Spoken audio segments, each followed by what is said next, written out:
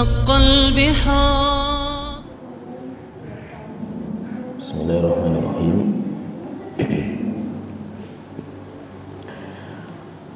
إن الحمد لله نحمده ونستعينه ونستغفره ونعوذ بالله من شرور أنفسنا ومن سيئات أعمالنا من يهده الله فلا مضل له ومن يضلل فلا هادي له وأشهد أن لا إله إلا الله وحده لا شريك له وأشهد أن محمدا عبده ورسوله أما بعد.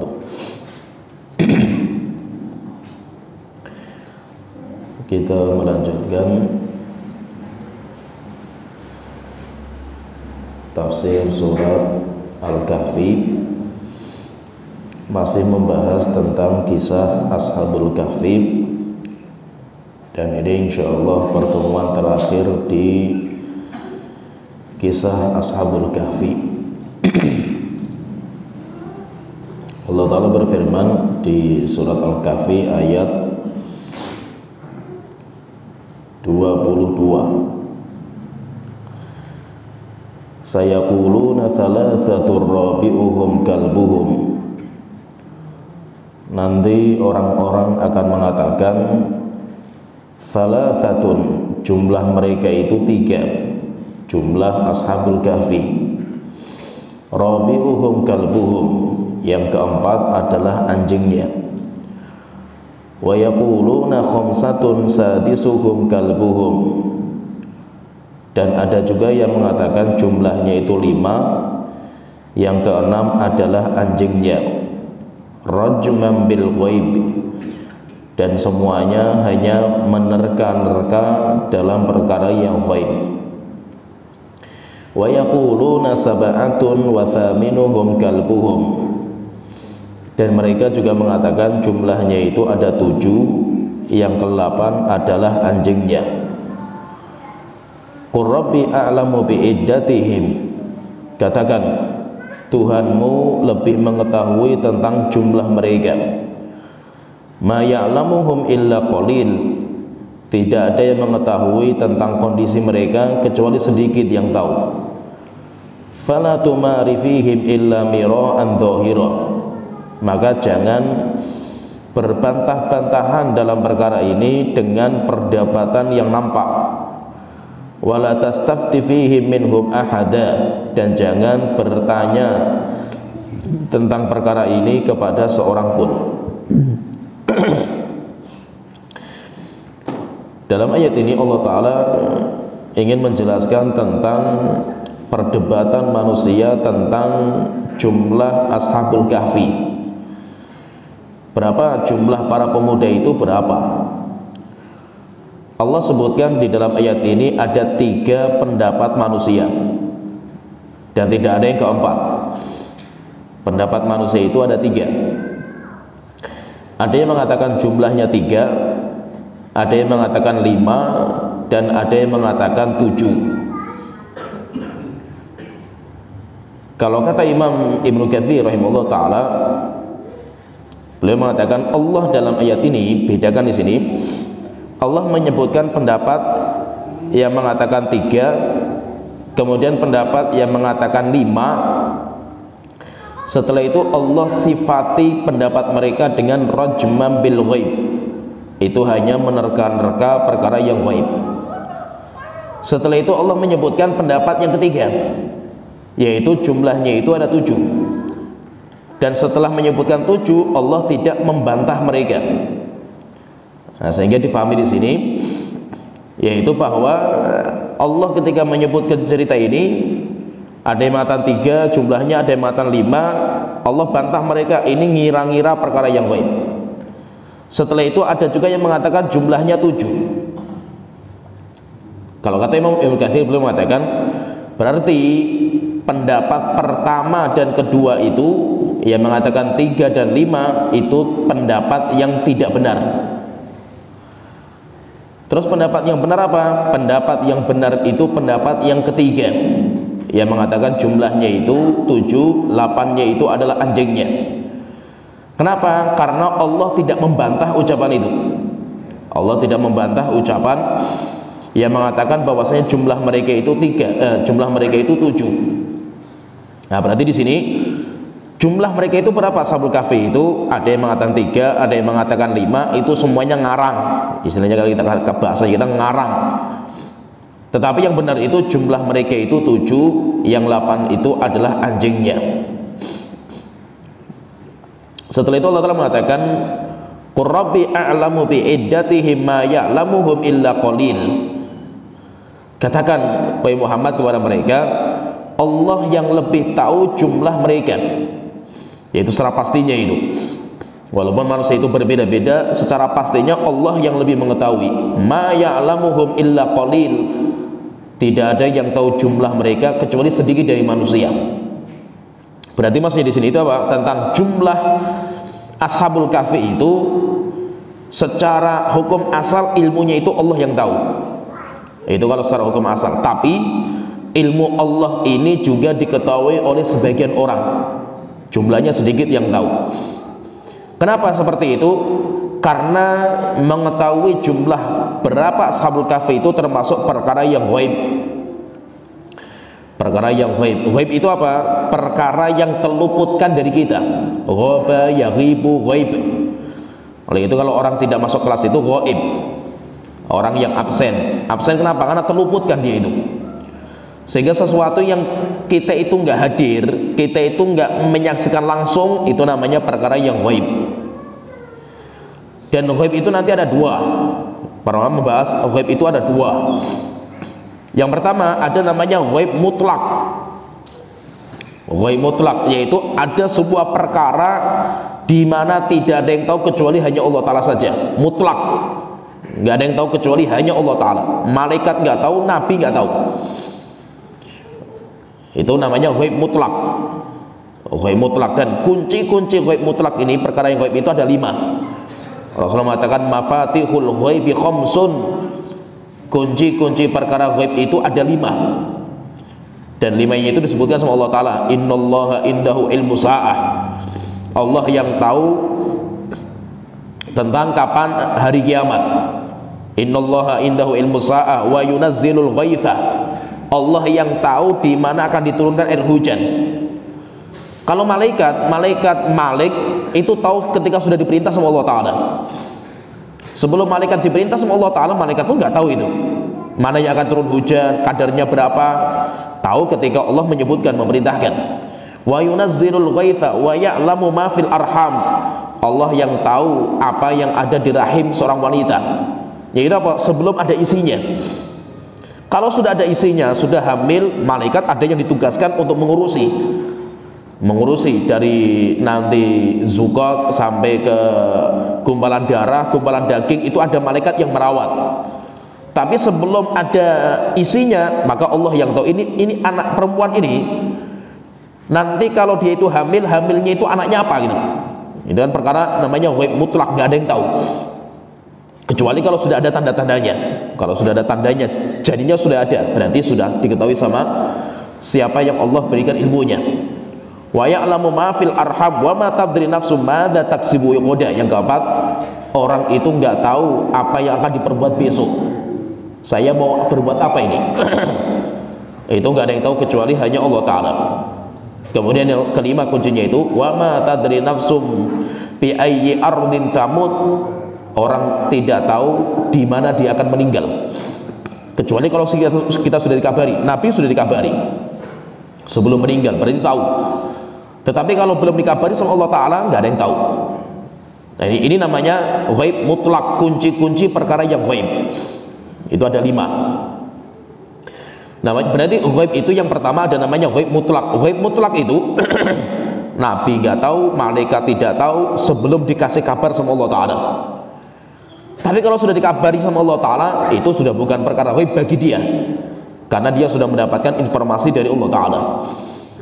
Kemudian yang kedua, ghaib yang kedua itu dinamakan dengan ghaib nisbi. Kalau ghaib mutlak itu secara hukum umum, nggak ada yang tahu semuanya kecuali Allah Ta'ala, keumuman. Kemudian yang kedua, ghaib yang kedua itu dinamakan dengan ghaib nisbi. Kalau nisbi itu ghaib yang sifatnya relatif. Ghaib yang sifatnya relatif. Nanti ghaib yang nisbi itu terbagi jadi 2. Yang nisbi, yang relatif itu terbagi jadi 2. Yang pertama, perkara yang sudah terjadi. Perkara yang sudah terjadi, misalkan gini, kejadian nabi-nabi terdahulu, kita nggak hadir di kejadian itu, maka cerita itu ghaib bagi kita karena kita nggak hadir. Oleh itu Allah Ta'ala ketika menceritakan kisahnya Zakaria yang melemparkan kayu untuk perlombaan siapa yang berhak merawat Maryam, idh yulquna aqlamahum ayyuhum yakfulu Maryam. Ingat cerita Nabi Zakaria dan kaumnya ketika melempar pena, yaitu melempar kayu, siapa di antara mereka yang berhak merawat Maryam. Allah mengatakan apa? Dzalika min amba'il ghaib. Itu cerita-cerita perkara yang ghaib. Ghaib bagi siapa? Bagi kita yang tidak menghadiri kejadian itu. Tapi kalau Nabi Zakaria yang menghadiri kejadian itu bukan ghaib bagi dia gitu. Sehingga apa? Ini namanya sifat ghaibnya itu relatif. Bagi yang menghadiri kejadian itu bukan perkara yang ghaib. Bagi kita yang nggak hadir, itu namanya ghaib. Perkara yang ghaib. Ini yang sudah terjadi. Maka berarti apa? Pencipta langit dan bumi, pencipta Nabi Adam, kejadian Nabi Adam, Nabi Musa, Nabi Muhammad.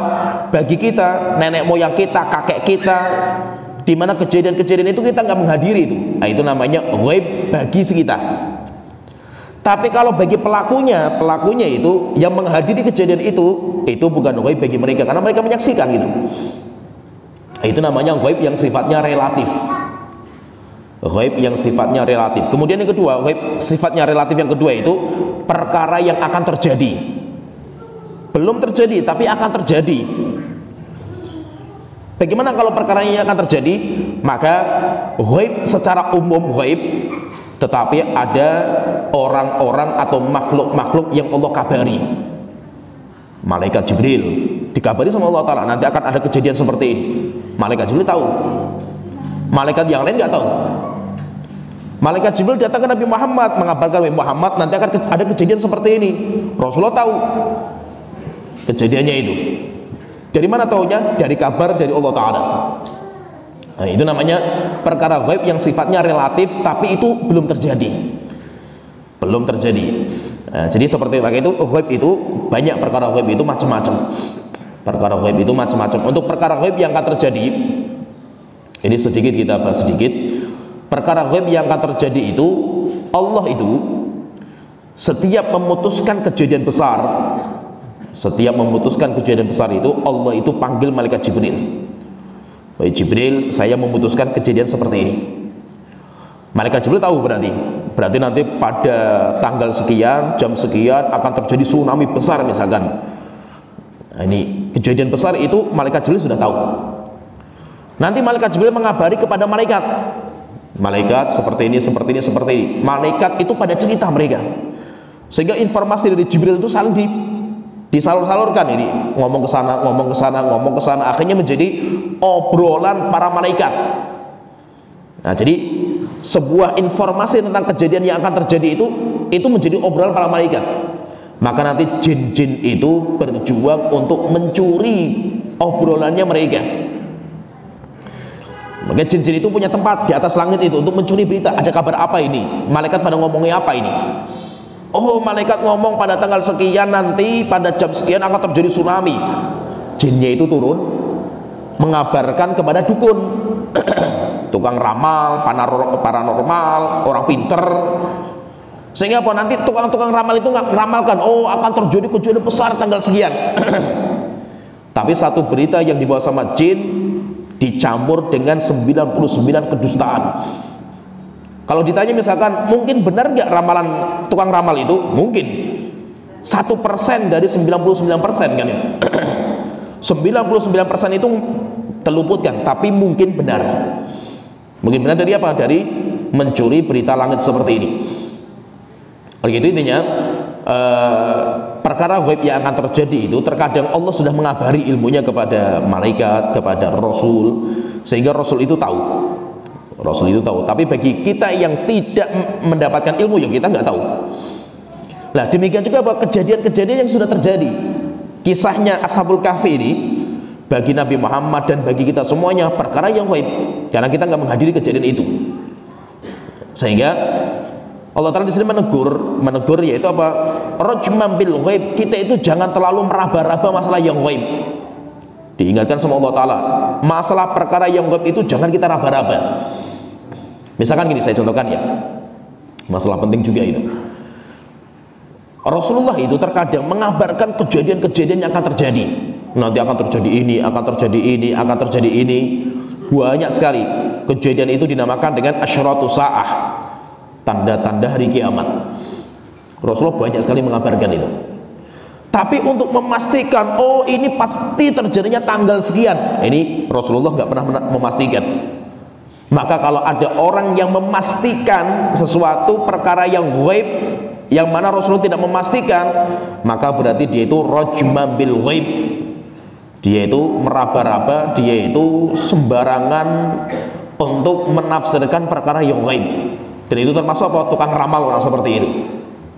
Termasuk tukang ramal, yaitu terkadang para sahabat itu sampai mereka ngahnya kejadian itu ketika sudah terjadi gitu. Ketika belum terjadi pun mereka nggak ngeh kan itu.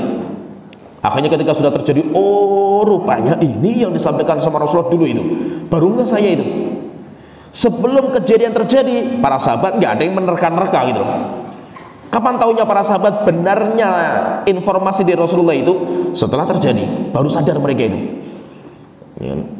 Misalkan Aisyah ketika digonggongi anjing di Hauab di Irak, ketika perjalanan itu berhenti, setelah itu banyak anjing menggonggong. Akhirnya Aisyah tanya sama prajurit-prajurit, ini tempatnya apa namanya itu? Hauab. Akhirnya mengatakan, celaka saya, rupanya saya istrinya Rasulullah yang dulu pernah diomongin sama Rasulullah itu. Rasulullah kumpulkan istri-istrinya, kemudian mengatakan, celaka, siapa di antara kalian nanti akan keluar setelah itu digonggongi anjing-anjing dari Hauab gitu. Oh rupanya saya yang diomongin sama Rasulullah itu, baru ngeh saya itu. Nah berarti apa? Sahabat saja nggak pernah menerka mereka itu. Kapan mereka itu baru ngeh itu sabdanya Rasulullah setelah terjadi? Oh ini sabdanya Rasulullah itu yang diinginkan sama Rasulullah ini itu. Kenapa? Karena Rasulullah itu hanya mengabarkan kejadiannya. Nanti akan terjadi ini, akan terjadi ini. Waktunya kapan? Rasulullah nggak pernah mengabarkan. Maka kita itu meraba-raba tentang waktunya. Ini termasuk kita itu lancang terhadap perkara yang gaib, dan itu bahaya. Nah itu ustadz-ustadz akhir zaman itu kita juluki mereka dukun. Yang kita juluki mereka itu dukun. Walaupun bicaranya masalah agama itu. Kenapa dukunnya itu? Karena mereka memastikan waktunya itu. Dimana Allah dan Rasulullah itu mengabarkan kejadian tapi nggak memastikan waktunya itu. Ini yang bahaya. Intinya di sini itu kita dalam perkara-perkara yang gaib itu jangan kita itu membicarakan sesuatu yang itu perkara gaib itu sesuatu yang nggak bisa kita indrai karena kita nggak hadir gitu. Sehingga kita kembalikan kepada dalil, ada dalilnya yang bicarakan ya kita terima, tidak ada ya kita nggak usah mencari-cari. Di sini Allah Ta'ala mengatakan ma ya'lamuhum illa qalil. Tidak ada yang tahu kejadian itu kecuali hanya sedikit dari manusia. Abdullah bin Abbas itu ketika menyebutkan masalah ini, menafsirkan ayat ini itu ma ya'lamuhum illa qalil, tidak ada yang tahu kecuali sedikit. Maka Abdullah bin Abbas mengatakan ana minal qalil, dan saya termasuk orang yang sedikit itu. Saya termasuk orang yang sedikit yang tahu kejadian itu. Itu maksudnya Pak Abdullah bin Abbas mengatakan seperti itu. Setelah itu Abdullah bin Abbas mengatakan, ketika beliau mengatakan ana minal qalilil ladzi istathnallahu, saya itu termasuk orang yang sedikit yang Allah kecualikan. Kan nggak ada yang tahu kecuali yang sedikit. Nah saya termasuk yang sedikit yang Allah kecualikan. Yaitu apa? Saya tahu.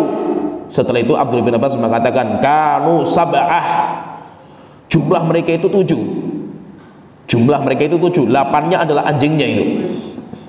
Ini dari itu yang ini jumlah sahih dari Abdullah bin Abbas. Beliau mengatakan bahwasanya saya termasuk yang sedikit yang tahu.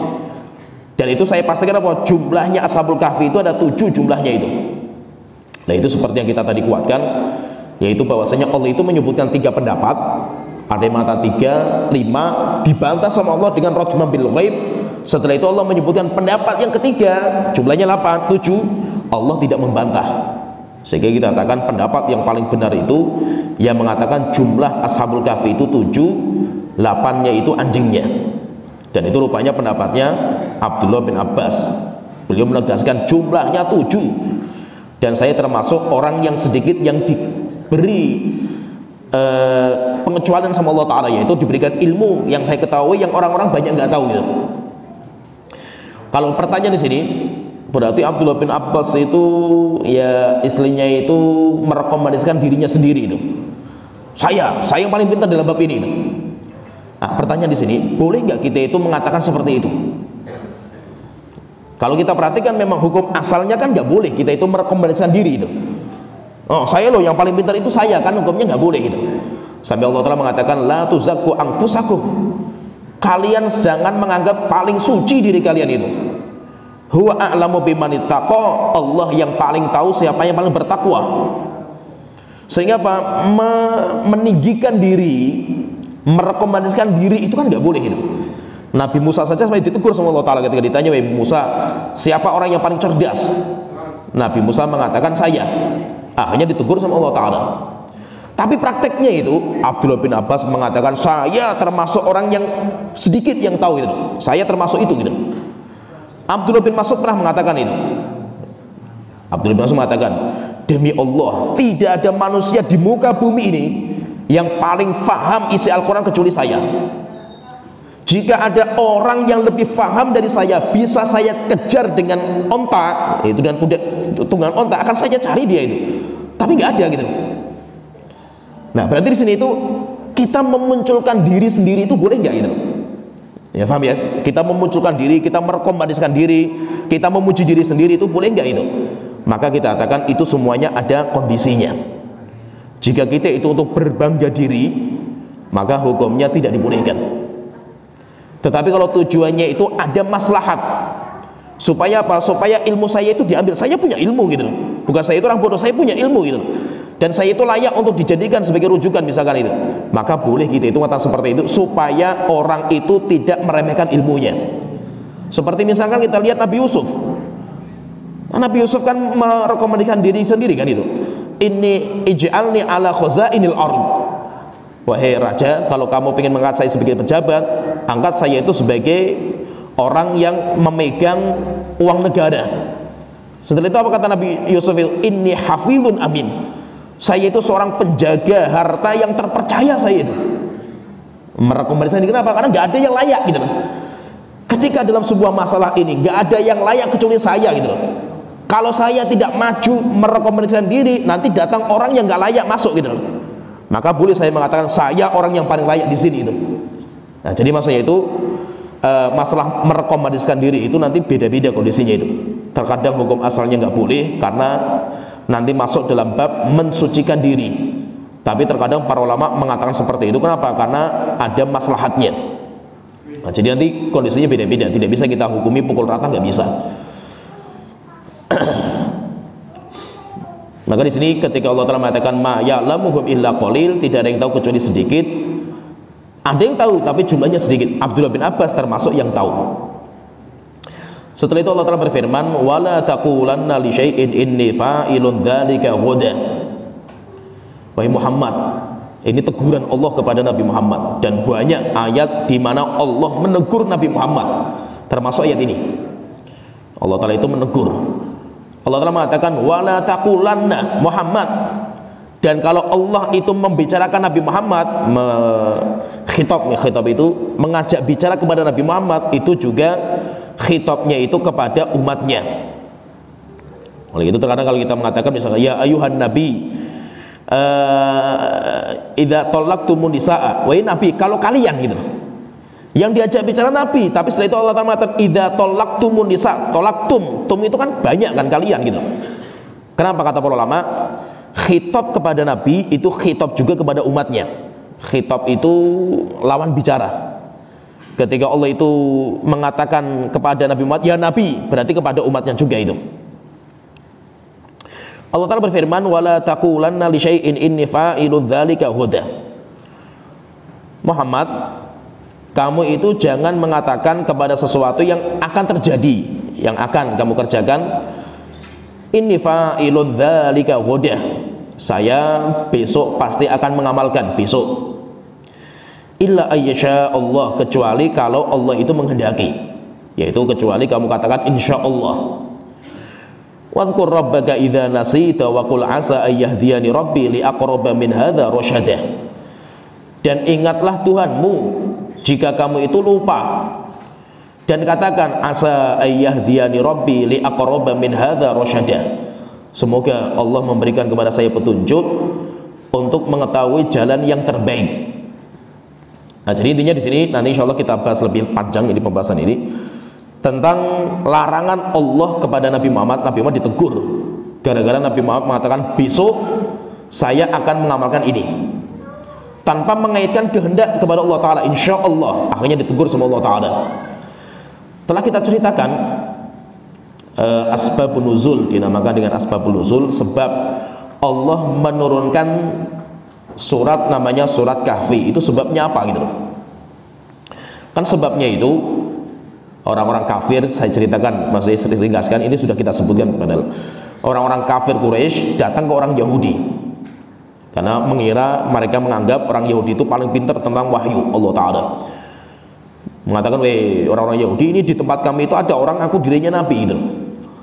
Akhirnya kata orang Yahudi itu, coba tanyakan kepada orang itu beberapa pertanyaan. Yang pertama, 3 pertanyaan. Yang pertama, tanyakan tentang Ashabul Kahfi, dia punya ilmu nggak masalah itu gitu. Kemudian tanyakan juga tentang seorang yang dia itu perjalanan dari timur ke barat, yaitu Dzulqarnain. Kemudian yang ketiga, tanyakan tentang ruh. Akhirnya Rasulullah mengatakan, ini orang kafir datang kepada Nabi Muhammad, tanya, Muhammad, kamu tahu nggak tentang masalah cerita orang-orang yang masuk gua? Rasulullah diam. Tahu nggak kamu cerita orang yang berjalan dari timur ke barat menguasai dunia? Nabi Muhammad diam. Terus ditanya masalah roh, kamu tahu roh nggak? Akhirnya Rasulullah mengatakan, Ghadan ujibukum, besok akan saya jawab semua pertanyaan kalian, besok. Subhanallah, besok ditunggu nggak ada wahyu. Besoknya lagi nggak ada wahyu, sampai akhirnya 15 hari baru diturunkan ayat ini. Sehingga di situ apa? Allah menegur Nabi Muhammad, jangan mengatakan besok langsung secara tegas gitu, kecuali kamu katakan insya Allah. Ya tergambar ya, makanya apa? Nabi Muhammad saja ditegur sama Allah Ta'ala itu gara-gara memastikan besok akan saya jawab itu. Kenapa? Karena semuanya itu dikaitkan dengan kehendak Allah Ta'ala. Sehingga Allah Ta'ala mengatakan, kamu jangan sekali-kali mengatakan terhadap apa yang akan kamu kerjakan, inni fa'ilun dzalika ghadan, besok akan saya kerjakan gitu. Illa ayyasha Allah, kecuali kalau kamu itu mengaitkan itu sesuai dengan kehendak Allah Ta'ala. Kalau kamu lupa, wadhkur rabbaka idza nasita, kalau kamu lupa, ya sudah kamu ulangi ucapan insya Allahnya itu. Kata Abdullah bin Abbas sampai mengatakan, walaupun kita itu baru ingat setahun setelahnya itu. Misalkan kita ngomong seperti ini, setelah itu apa? Oh baru kita ingat besoknya itu, insya Allah lah itu. Yaitu kembalikan kita itu ingat kepada Allah Ta'ala walaupun sudah lama itu. Maka Allah Ta'ala mengatakan di sini, idza nasita wa qul asa, walaupun kamu itu lupa itu. Wa qul asa, dan katakan asa ayyahdiyani rabbi li aqraba min hadza rasyada. Semoga Allah memberikan kepada saya jalan yang terbaik. Dan itu nanti berkaitan masalah hidayah. Berkaitan masalah hidayah, demikian juga masalah khilafiyah. Berkaitan masalah khilafiyah. Jadi masalah ilmu, demikian juga masalah hidayah, kemudian juga masalah mana yang benar, itu semuanya itu milik Allah Ta'ala. Hidayah murni milik Allah Ta'ala. Sedangkan kita itu minta petunjuk dari Allah Ta'ala. Kalau gitu apa? Fahami di sini Kak, ulama-ulama salaf kita itu, kalau mereka itu berbeda pendapat, mereka sudah berjuang untuk menguatkan pendapat A, melamakan pendapat B sesuai ilmu mereka itu. Tapi apa? Mereka itu minta petunjuk kepada Allah Ta'ala. Tuhanku tolong tunjukkan mana pendapat yang paling kuat. Syekhul Islam itu sampai ceritanya itu, beliau itu kalau sudah buntu, misalkan ini sebuah masalah, beliau itu mendapatkan banyak sekali khilaf di antara para ulama itu. Setelah itu didudukkan satu persatu, pendapat ini dalilnya ini, pendapat ini dalilnya ini, pendapat ini dalilnya ini, mana yang paling kuat itu. Terkadang buntu setingkat Syekhul Islam, bayangkan, itu saja nggak bisa merojehkan terkadang itu. Maka kalau sudah buntu itu, apa yang dikerjakan sama Syekhul Islam itu? Beliau itu mencari masjid yang atik. Masjid yang atik itu masjid yang unik, masjid yang sudah kuno, masjid yang sudah lama dipakai untuk ibadah. ngambil air wudhu, kemudian sholat 2 rakaat di situ, kemudian setelah itu berdoa, wahai Tuhanku, dalam masalah seperti ini saya bingung untuk merojehkan pendapat yang paling kuat, tolong mudahkan saya untuk mencari kebenaran dalam bab ini itu. Setelah itu baru dimudahkan. Oleh itu maksudnya itu apa? Maksudnya semuanya itu hidayah itu milik Allah, termasuk ilmu gitu, termasuk ilmu. Maka itu kalau kita itu apalagi dalam masalah-masalah yang rumit, di mana kita itu nggak tahu ini pendapat yang paling kuat kayak apa gitu, maka kita itu minta petunjuk kepada Allah Ta'ala. Itu yang kita bisa gitu, itu yang kita bisa. Apalagi kalau kita sudah mendalami masalah-masalah yang ada. Pernah suatu ketika ini saya baca kitab Syekhul Islam itu, di kitab Majmu' Fatawa, Masya Allah ini, memang terkadang itu tingkatan manusia itu, karakter intelektual orang itu akan bertingkat-tingkat gitu. Ada masa di mana dia itu akan keras menghadapi khilafiyah, ada masa di mana dia itu nanti akan tawadhu, dan akan ada masa di mana dia itu bingung dalam menghadapi masalah khilaf. Bingung maksudnya apa? Ini bukan layak bagi saya untuk merojehkan, ini semuanya pendapat kuat semua, itu nggak tahu mana yang benar gitu. Itu dari itu apa? Nanti kita akan masuk ke tingkat itu ketika kita sudah baca semua itu. Sampai pernah itu saya baca kitab Syekhul Islam itu ketika membahas masalah daging sembelihan dan wanita dari ahlul kitab yang boleh bagi kita. Kan dalam surat Al-Maidah disebutkan itu.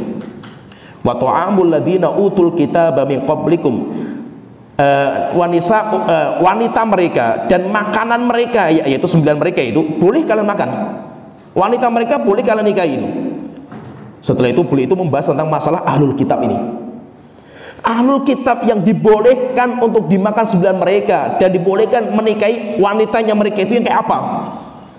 Subhanallah, itu saya baca itu baru juga bagi saya itu. Saya baru ngeh juga itu. Akhirnya saya baca di kitab Majmu' Fatawa itu, Syekhul Islam membahas panjang lebar khilafiyah para ulama, luar biasa lah itu. Dalam masalah kayak gini itu.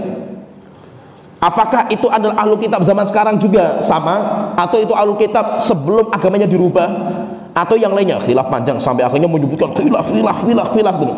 Setelah itu kata Syekh itu, tidak ada, kata beliau itu, tidak ada orang yang merasakan lezatnya ilmu ini, ilmu khilafiyah itu, kecuali orang-orang yang sudah merasakan lezatnya ilmu itu.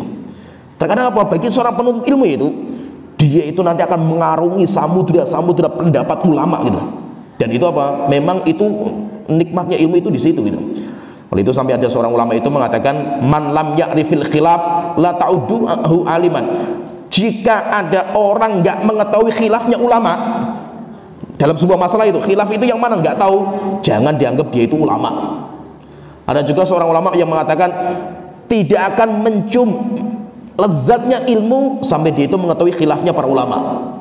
Jadi maksudnya apa? Terkadang dalam masalah khilafiyah itu sampai akhirnya nanti kita itu buntu mana pendapat yang paling kuat itu. Karena merojehkan itu nggak mudah. Kalau sekarang kan banyak orang-orang awam saja mengatakan pendapat yang rojeh seperti ini, mudah sekali Anda itu. Padahal Anda itu kan ahli taklid sebenarnya kan, bukan merojehkan itu. Yang pendapat yang rojeh seperti ini, yang ini lemah itu. Versi siapa itu? Versinya Ustadz A itu loh. Kan berarti Anda itu taklid sebenarnya sama Ustadz A kan gitu loh. Untuk sampai merojehkan itu nggak mudah, luar biasa beratnya. Karena kita sudah mendalami masalah kayak gitu. Kita sudah mempraktekkan langsung bagaimana tarjihnya itu nggak mudah gitu. Ketika ada dua dalil kontradiksi, harus kita gabungkan atau kita tarjih, itu nggak mudah, perjalanan panjang gitu. Maka kalau dalam masalah khilafiyah itu, supaya kita itu mendapatkan pendapat yang paling kuat, terkadang kita itu harus minta petunjuk kepada Allah Ta'ala. Sehingga Allah Ta'ala mengatakan di sini, Wakul, katakan, asa ayyahdiyani rabbi li aqraba min hadza rasyadah. Semoga Allah memberikan kepadaku hidayah jalan yang terbaik, hidayah kebenaran yang terbaik. Sehingga apa? Kita itu jangan melupakan Allah Ta'ala, apalagi dalam masalah-masalah beragama, masalah agama itu, karena itu nanti berkaitan masalah akhirat kita itu. Setelah itu kita lanjut lagi, nanti masalah insya Allah kita bahas lebih lengkap. Setelah itu Allah mengatakan walabithu fi kafihim thalathami'atin sinina wazdadu tis'ah. Mereka, yaitu ashabul kafi itu, mereka itu tinggal di gua itu thalathami'atin sinin, 300 tahun, wazdadu tis'a, ditambah 9, berarti 309 tahun tidurnya mereka itu. Kata para ulama, jadi 309 tahun itu Qamariyah atau Syamsiyah, dibahas sama Imam Ibnu Katsir. Saya bacakan ucapan beliau. Annahu kana miqdaruhu 300 watis asinin bil hilaliyah wa hiya 300 sanatin bil syamsiyah. Ini kalau kata beliau 309 tahun itu dengan hilal, yaitu dengan Qamariyah, berarti kayak Hijriyah, yaitu dengan penanggalan rembulan. Kalau kita itu pakai penanggalan matahari, berarti jumlahnya tahunnya itu 300 tahun. Jumlahnya 300 tahun.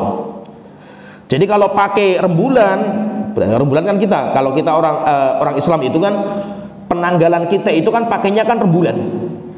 Penanggalannya kan pakainya rembulan itu, sehingga rembulan jadi patokan. Sehingga nanti awal bulan itu patokannya kan hilal, bulan sabit, bulan kan gitu. Bukan awal tahun itu patokannya matahari kan, bukan kita itu. Patokannya kan kita itu rembulan. Lah, penanggalan rembulan kita misalkan Qamariyah, namanya Qamariyah itu rembulan, atau penanggalan dengan matahari namanya Syamsiyah, itu berbeda. Itu berbeda. Imam Katsir mengatakan fa in tafawata ma baina kulli mi'atin bil qamariyah ila syamsiyah thalatha sinin. Bedanya itu kalau dihitung pakai tahun, 100 tahun qamariyah itu berbeda sama syamsiyah itu 3 tahun. Setiap 100 tahun itu bedanya 3 tahun.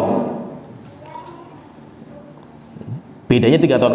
Kalau ini kan 300 berarti kan setiap 100 tahun itu 3 tahun. Setiap 100 tahun bedanya 3 tahun. Lah kalau 300 berarti kan sudah 9 tahun bedanya itu. Maka 309 tahun itu kalau pakai rembulan, kalau pakainya matahari itu 300 tahun. Jadi bisa dipahami ya. Maka itu apa? Penetapan tanggalan atau tahun pakai rembulan dan pakai matahari itu beda.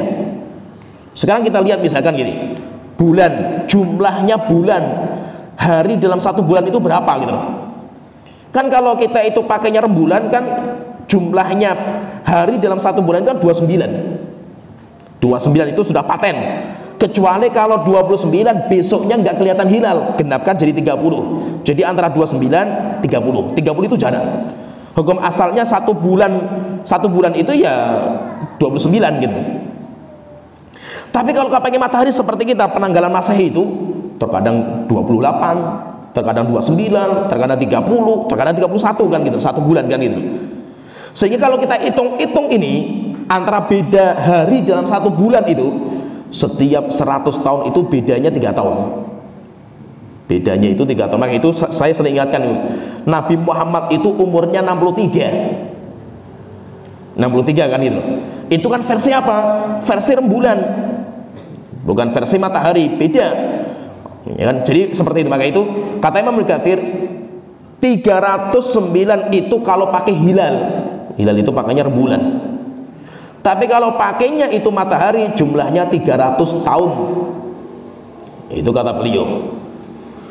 Setelah itu beliau terakhir di sini Allah Taala mengatakan terakhir pembahasan masalah cerita Ashabul Kahfi ini, qulillahu a'lamu bima labithu. Katakan wahai Rasulullah, Allah yang lebih faham berapa tahun, berapa bulan, berapa hari mereka itu tinggal di gua itu. Lahu ghaibus samawati wal ard. Allah yang mengetahui ilmu perkara yang gaib di langit dan di bumi. Absir bihi wa asmi. Dengarkan dan lihat baik-baik. Malahu min dunihi min waliyyi wala yusyriku fi hukmihi ahada. Tidak ada yang berhak menjadi wali, teman akrabnya Allah Ta'ala. Yaitu Allah nggak butuh wali, nggak butuh tandingan, nggak butuh sekutu. Wala yusyriku fi hukmihi ahada, dan tidak ada seorang pun yang bisa menyaingi Allah dalam hukumnya. Nah, ini sebagai penutup tentang cerita Ashabul Kahfi. Berarti setelah ini cerita Ashabul Kahfi itu sudah selesai. Jadi intinya di sini kalau kita perhatikan di sini, Allah ingatkan bahwasanya Ashabul Kahfi itu mereka itu tinggal di gua itu lama, dan mereka ditidurkan sama Allah Ta'ala dalam kurun waktu 309 tahun. 309 tahun berarti lamanya luar biasa. Mereka itu tidur di gua itu, dan mereka tanpa makan, tanpa minum, mereka pun gak pernah berubah. yaitu menjadi orang tua, tidak berubah. Demikian juga mereka itu nggak berubah sama sekali itu. Dan itu menunjukkan apa? Menunjukkan akan kehebatan Allah Ta'ala.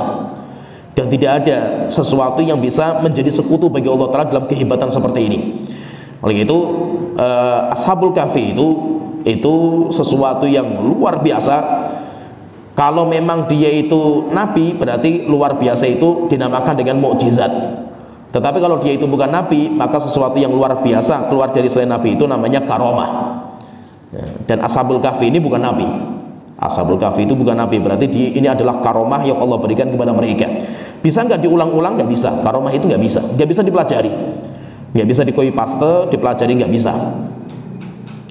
Nah, jadi alhamdulillah kita sudah selesai cerita tentang Ashabul Kahfi. Sekarang kita pengen membahas tentang kalimat tadi, kalimat insya Allah. Allah Ta'ala menegur Nabi Muhammad. Allah Ta'ala mengatakan wala taqulanna li syai'in inni fa'ilun dzalika ghadan. Muhammad, jangan sekali-kali kamu mengatakan besok saya akan mengerjakan itu, kecuali kalau Allah menghendaki. Yaitu apa? Dikaitkan dengan kehendak Allah Ta'ala. Maka itu ini termasuk adab. Jika kita itu pengen mengamalkan sesuatu yang akan datang, sesuatu yang akan terjadi lah itu. Besok saya mau makan, besok kita akan ketemu, besok dan yang lainnya mah. Pokoknya sesuatu yang belum terjadi, kita mau mengamalkan nantinya itu. Maka sunnahnya itu kita kaitkan dengan kehendak Allah Ta'ala, dikaitkan dengan masyiatullah. Dan dalam Al-Quran banyak. Saya contohkan beberapa contoh, misalkan dalam surah Shofak ayat 102. Allah Ta'ala berfirman, falamma balagha ma'ahu sa'yah. Ketika Nabi Ismail itu sudah mulai dewasa, mulai tumbuh, qala ya bunayya, Nabi Ibrahim mengatakan, ya putraku, inni ara fil manami anni atsbahuka. Saya melihat dalam mimpi itu saya menyembelih kamu. Fangdur madza tara, coba kamu lihat wahai anakku, apa pendapat kamu? Maka Nabi Ismail mengatakan, qala ya abatif alma tu'mar. Bapakku, kerjakan apa yang Allah perintahkan. Satajiduni insyaallah. Engkau nanti akan mendapatkan aku wahai Tuhanku insyaallah minas sabirin, termasuk orang yang sabar. Kenapa? Karena ini belum terjadi gitu. Belum tentu saya sabar juga kan. Masa itu insya Allah mudah-mudahan saya itu nanti sabar. Dalam surat Al-Qasas ayat 27 cerita Nabi Musa alaihissalam, Allah Ta'ala mengatakan qala inni uridu an unkihaka ihdabnataini hataini. Yaitu Nabi Syuaib itu kan punya anak dua perempuan. Setelah itu menawarkan, wahai Musa, saya pengen menawarkan kamu untuk nikah dengan salah satu dari putri saya. Ala anta jurani thamani hijat, tapi syaratnya kamu kerja bersama saya 8 tahun.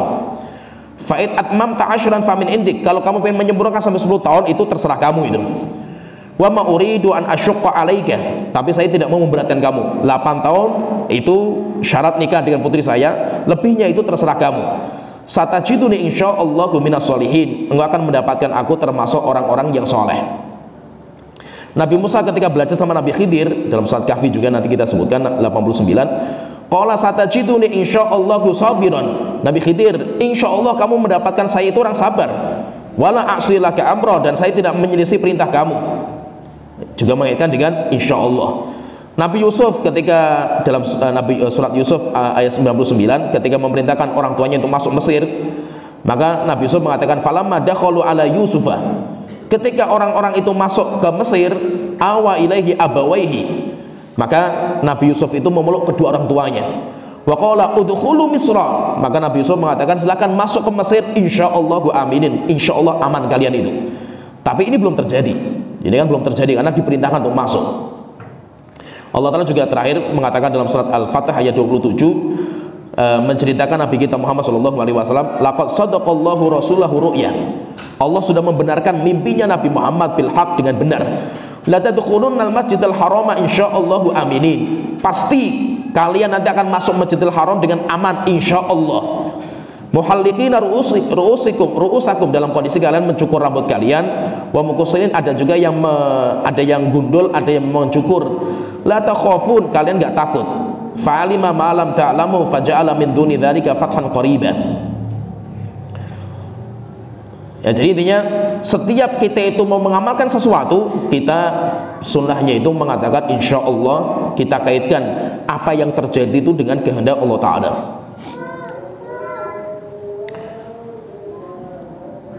Ya, tadi kita sebutkan tentang sunnahnya untuk membaca insyaallah terhadap apa yang akan kita kerjakan.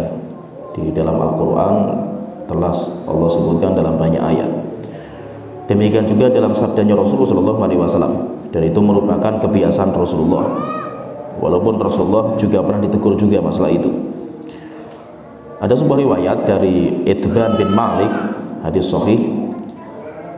Itban bin Malik itu dia sudah tua renta sehingga tidak bisa sholat ke masjid.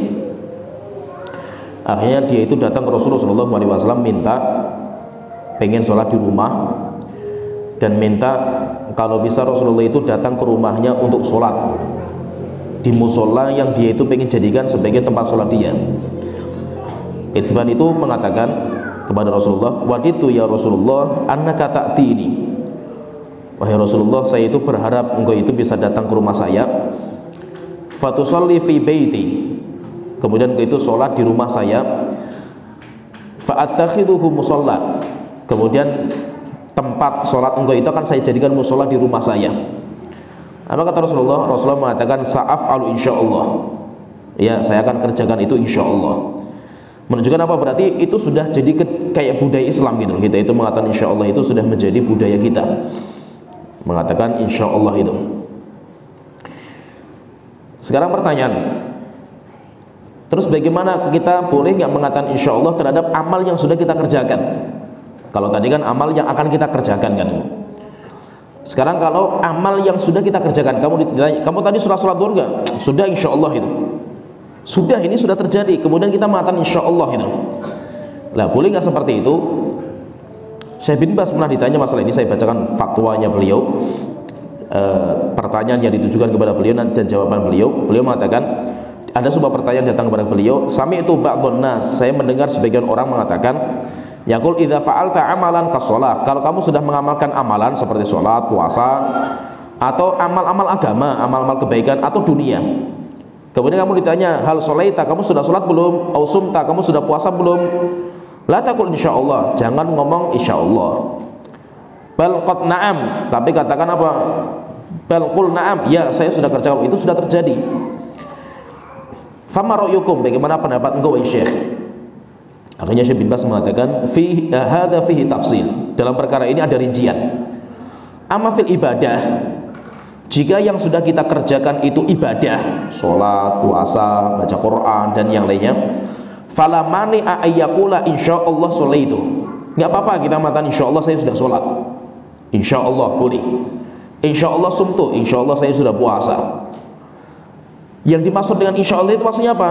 Insyaallah itu li'annahu la yadri hal kammalaha wa qabilat minhu aula, berkaitan dengan saya itu mengerjakannya itu sempurna atau tidak di hadapan Allah, saya itu nanti mendapatkan pahala atau tidak itu di depan Allah Ta'ala.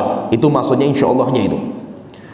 Nah, maka nggak apa-apa. Kenapa? Karena itu pekerjaan itu ada kaitannya berikutnya itu, yaitu kalau saya sholat bukan berarti saya sholat itu sudah selesai itu. Enggak, nanti berkaitan masalah Allah terima atau tidak itu. Nantinya itu Allah kasih saya pahala atau tidak itu. Lah, insyaallah itu dikaitkan dengan sesuatu yang berkaitan dengan amal itu setelahnya gitu. Sedangkan perbuatan saya sholat itu sudah selesai itu. Tapi apa? Sholat atau ibadah itu bukan berarti kalau kita sudah mengerjakan itu sudah selesai. Kita ada harapan berikutnya itu. Harapan mendapatkan pahala, harapan supaya diterima. Kan kita punya harapan itu. Maka insya Allah itu untuk itu gitu. Untuk harapan-harapan yang belum terjadi itu. Maka kalau seperti ini hukumnya boleh. Setelah itu beliau mengatakan, wa amma syai'ul ladzi la yuhtaju ila dzikril masyiah. Sedangkan urusan duniawi yang itu nggak ada harapan ke depannya gitu loh. Makan, minum, jual beli. Kamu ditanya kamu sudah makan belum? Sudah insyaallah. Terus mau apa lagi? Insyaallah sudah selesai kan gitu loh.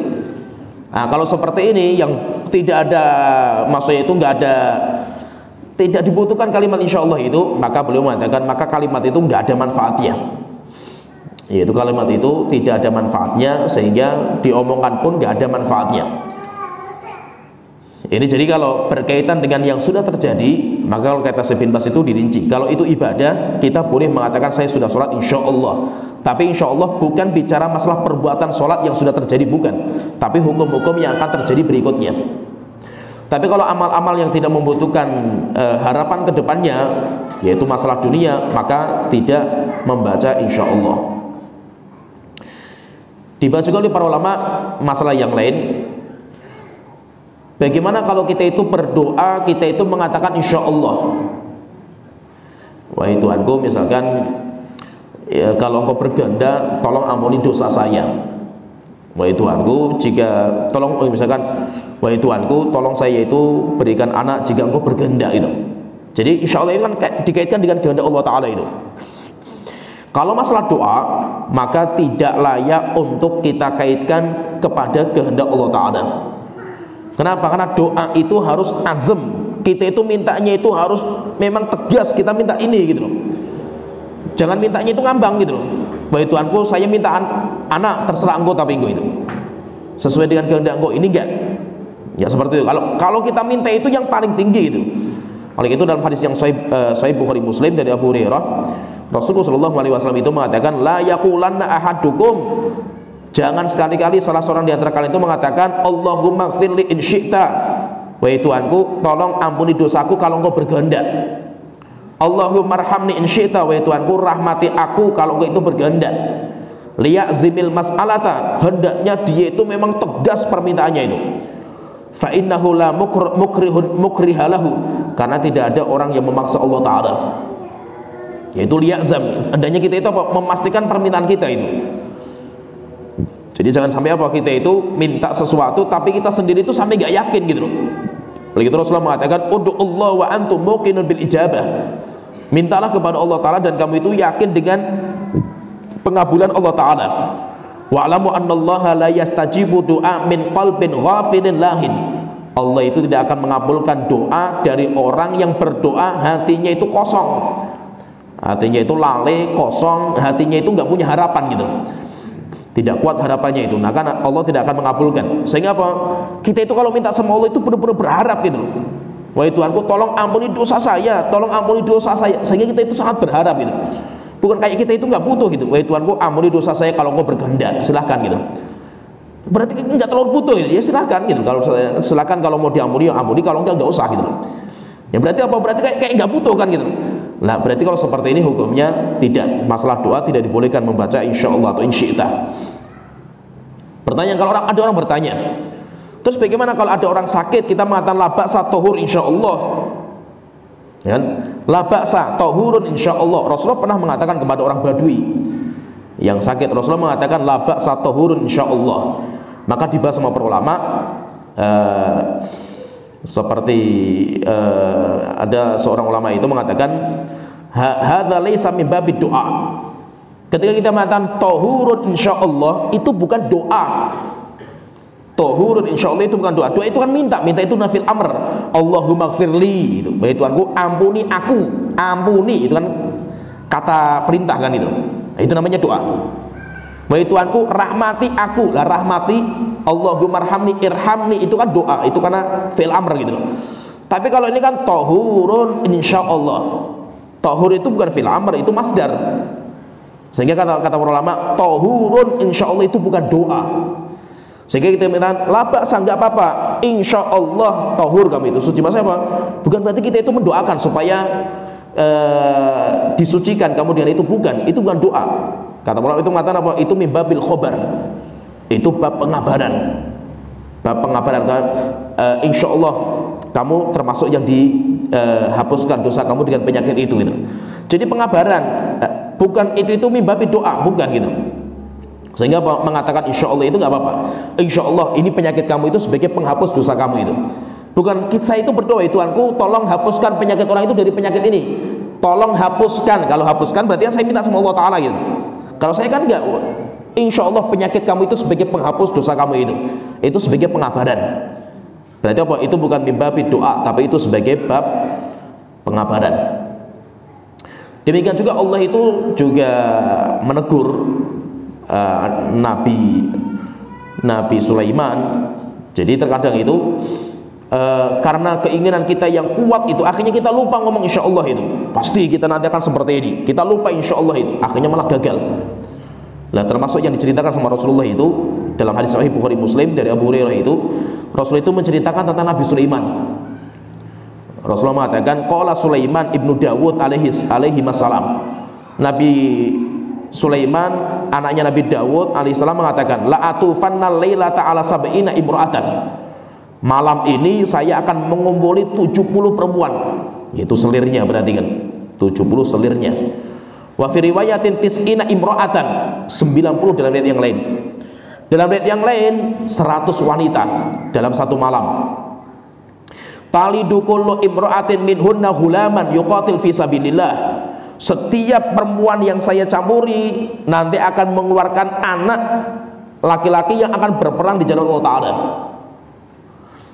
Itu Nabi Sulaiman mengatakan seperti ini. Tapi Nabi Sulaiman itu apa? Lupa mengatakan insya Allah.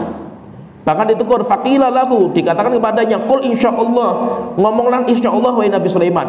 Falam yaqul, akhirnya Nabi Sulaiman lupa juga, nggak ngomong juga itu.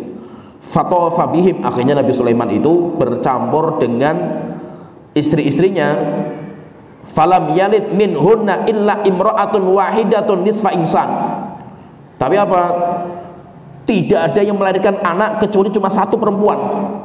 Itu pun yang dilahirkan itu setengah laki-laki. Yaitu maksudnya apa? Nggak sempurna itu. Nggak sempurna, yaitu kayak kita prematur lah itu. Setelah itu Rasulullah mengatakan, walladzi nafsi biyadihi, demi zat yang jiwaku di tangannya. Lau qala insyaallah, jika seandainya Nabi Sulaiman itu mengatakan insyaallah, lam yahnaf, dia itu tidak akan, ketika dia itu nggak punya anak, dia itu bukan termasuk menyelisih sumpah atau janji kan dia kan.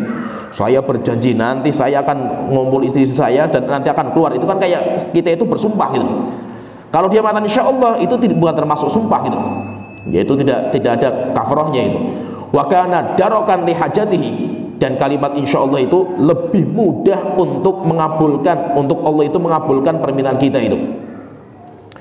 Demikian juga yang ada riwayatnya juga itu yang termasuk lupa mengatakan insyaallah sampai akhirnya gagal itu, cerita Ya'juj dan Ma'juj. Ada cerita Ya'juj dan Ma'juj dalam hadis dari Abu Hurairah radhiyallahu anhu.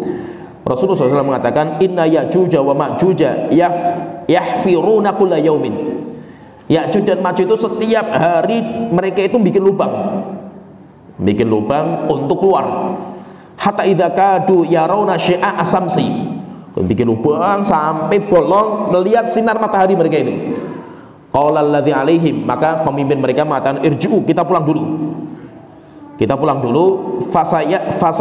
Fasanahfiruhu qadan, besok kita akan lubangi lagi yang lebih besar lagi. Fayu'iduhu Allah asyadda makana, akhirnya mereka pulang ketutup. Akhirnya apa? Dilubangi lagi sampai kelihatan matahari. Kemudian mereka mengatakan, oh, sudah sampai di sini, besok kita lanjutkan sampai kita buka yang lebih besar. Lupa mengatakan insya Allah, besoknya pulang lagi sudah tertutup lagi. Sampai datang waktu yang Allah kehendaki untuk mereka itu keluar, mereka itu melubangi. Setelah itu berlubang, yaitu berarti bendungan yang dibikin sama Dzulqarnain. Setelah itu mereka mengatakan besok insya Allah kita akan keluar. Akhirnya lubangnya itu besoknya itu masih tetap. Akhirnya apa? Mereka baru memulai lagi sampai akhirnya terbuka. Kemudian mereka itu keluar. Disitulah nanti mereka itu akan memangsa manusia dalam cerita-cerita nanti ketika tanda-tanda hari kiamat.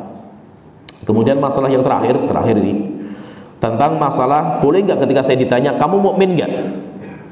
Mukmin insya Allah itu. Nah, boleh nggak kita mengatakan mukmin insya Allah? Ini nanti bab, kalau kita bicara akidah itu namanya bab al-istitsna fil iman.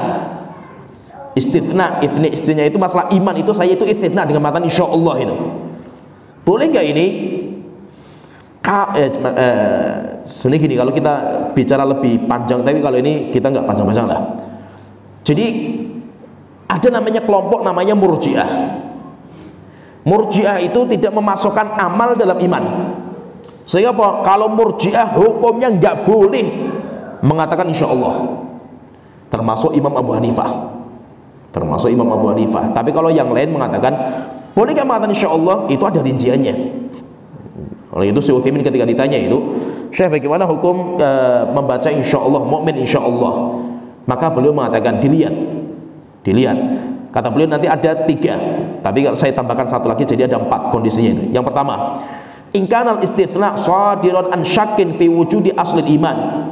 Jika insya Allah itu muncul kalimat insya Allah itu ketika berbicara masalah aslul iman, pondasi iman. Contohnya gini, kamu ditanya, kamu mukmin atau kafir? Saya mukmin insya Allah itu. Berarti ini kufur. Insya Allahnya nggak dianggap.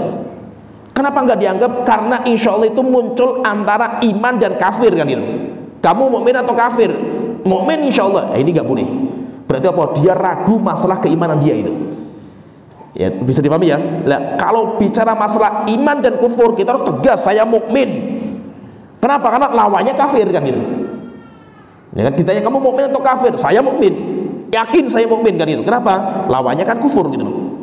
Sehingga kalau ditanya bicaranya masalah aslul iman, hukum asal iman itu, maka tidak boleh kita itu mengatakan insya Allah. Kalau kita mengatakan insya Allah berarti ragu masalah keimanan kita, dan itu bisa batal iman kita itu. Ini yang pertama. Yang kedua, kalau kita itu mengatakan insya Allah motifnya karena takut pujian, takut kita itu merekomendasikan diri itu. Kenapa? Karena kan iman itu cabangnya banyak sekali kan itu. Ditanya kamu mukmin nggak? Ya saya mukmin insya Allah, tapi saya nggak. Masa itu insya Allah itu apa? Saya nggak tahu sampai tingkatan di mana iman saya itu. Kenapa? Saya itu bukan iman yang sempurna, masih banyak amal soleh yang belum saya kerjakan. Maka saya katakan insya Allah saya mukmin. Jika mukminnya ini nggak berkaitan masalah aslul imannya, tapi berkaitan dengan iman zaid, iman yang mustahab, yang lebih gitu. Maka kalau seperti ini, kata beliau mengatakan wajib kita itu harus seperti itu. Jangan sampai kamu mukmin, saya mukmin sempurna iman saya, nggak boleh gitu.